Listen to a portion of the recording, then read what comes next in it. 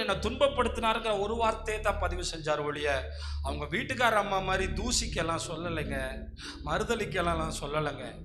அந்த அம்மாவுக்கு பெரிய தியாலஜிலாம் தெரிஞ்சிருக்கு, மறுதளிச்சா செத்து போயிடுவோன்னு. அதை தெரிஞ்ச அந்த அம்மா, ஏன் நீ மறுதளிவேன், நீ மறுதளிச்சுட்டு சாக வேண்டி தானே, அது மறுதளிச்சுட்டு செத்துருக்கலாம்ல. யாரு? யோபு மனைவி எப்படி சொல்லுது பாரு, நான் வாழ்ந்துக்கிறேன் இன்னொரு புருஷனை கட்டியாவது, நீ மறுதளிச்சுட்டு செத்துப்போ.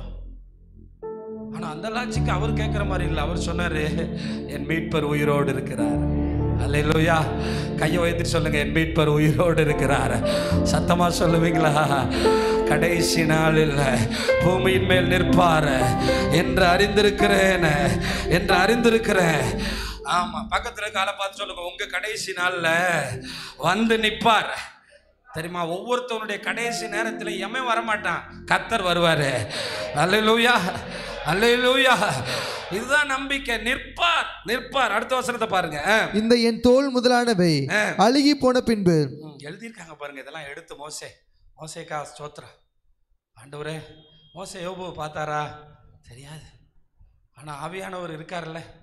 தோல் முதலானவைகள் அழுகி போன பின்பு நான் என் மாம்சத்தில் இருந்த தேவனை பார்ப்பேன். கவனிக்கணும், இந்த வார்த்தை போன வார்த்தை இயேசு இந்த பூமிக்கு வந்து நிற்க போறதை பற்றி பேசுது. ஆனால் இந்த வார்த்தை அவர் சுகமாகிறத பற்றி பேசுது.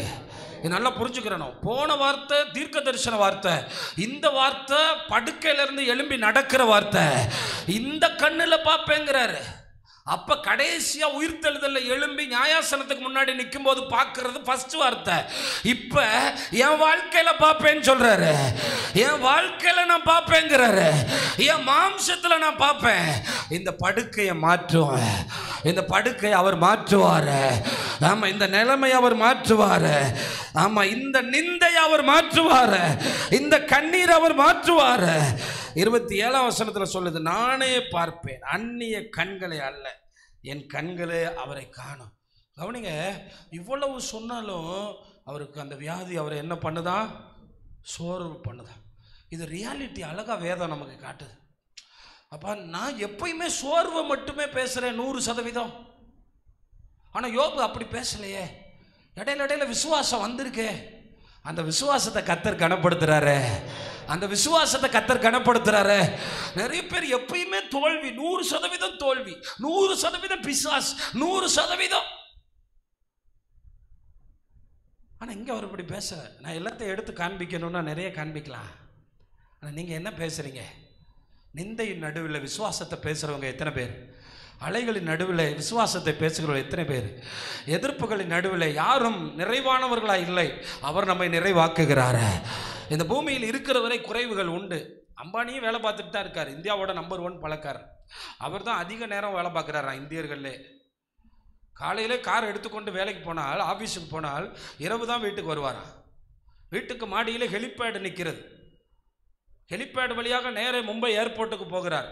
இத்தனை வசதிகள் படைத்த மனிதனும் பிரச்சனைகளோடு தான் ஓடிக்கொண்டிருக்கிறார். பிரச்சனை இல்லாத மனிதன் யார்? ஆனால் நமக்கு ஒரு தேவன் இருக்கிறார், நம்முடைய பிரச்சனைகளை மாற்றுகிறவர், நம்முடைய மரணத்தையும் மாற்றி எழுதினவர் அவர், நம்முடைய தண்டனைகளையும் மாற்றி போட்டவர் அவர். நீங்கள் விசுவாசித்தால் மட்டும் போதும். நீங்கள் விசுவாசியுங்கள். என் வாழ்க்கையில் என் மீட்பரை நான் பார்ப்பேன், என் ஆண்டவரை நான் பார்ப்பேன், என் மீட்பர் எனக்காக வந்து நிற்பார்.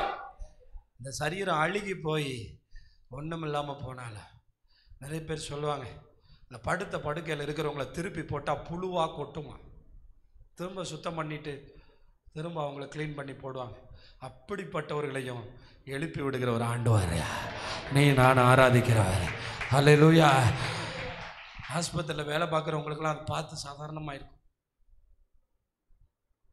இப்போ நடந்துச்சா இல்லையா? இது அதான முக்கியம். 42ஆம் அதிகாரம், 42ஆம் அதிகாரம் 42, 5, 6. அவர் கண்ணு எதை பார்க்குது பாருங்க. இப்ப என் காதினால் உம்மை குறித்து கேள்விப்பட்டேன். இவ்வளவு காலம் சொன்னாங்க, ஆண்டவர் பெரியவர், ஆண்டவர் நல்லவர், ஆண்டவர் நோயாளிகளை சுகமாக்குவார், ஆண்டவர் படுத்த படுக்கையை மாற்றுவார், ஆமா ஆண்டவர் இந்த நோயை சுகமாக்குவார், ஆண்டவர் அப்படிப்பட்ட காரியத்தை சுகமாக்குவார், ஆண்டவர் அவனை ரட்சிப்பார், இவனை ரட்சிப்பார்.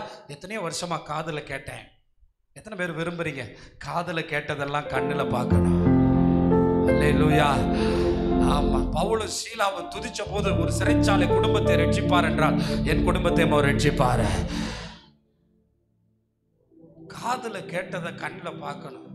அதான் சொல்கிறாரு, இவ்வளோ நாள் உண்மை குறித்து காதில் தான் சொன்னாங்க, இப்போ நான் எந்திரிச்சு நிற்கிறேன், இப்போ நான் சுகமாயிட்டேன், இப்போ என் பலவீனெல்லாம் மாறிடுச்சு, இப்போ என் படுக்கை மாறிடுச்சு, இப்போ என் நோய் மாறிடுச்சு, இப்போ நான் கண்களால் பார்க்குறேன். கையை வைத்து சொல்லுங்கள், ஆண்டவரே என் கண்களால் உம்முடைய மகிமையை பார்க்கணும், உம்முடைய வல்லமையை பார்க்கணும், உம்முடைய கிருபையை பார்க்கணும்.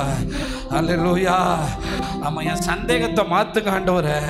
நிந்தை நடுவில் நான் சந்தேகப்பட்டு இருக்கிறேன், நிந்தை நடுவில் நான் சந்தேகப்பட்டு இருக்கிறேன், நிந்தை நடுவில் பல நேரங்களில் நான் சந்தேகப்படுகிறேன் ஆண்டவரே. அல்லேலூயா.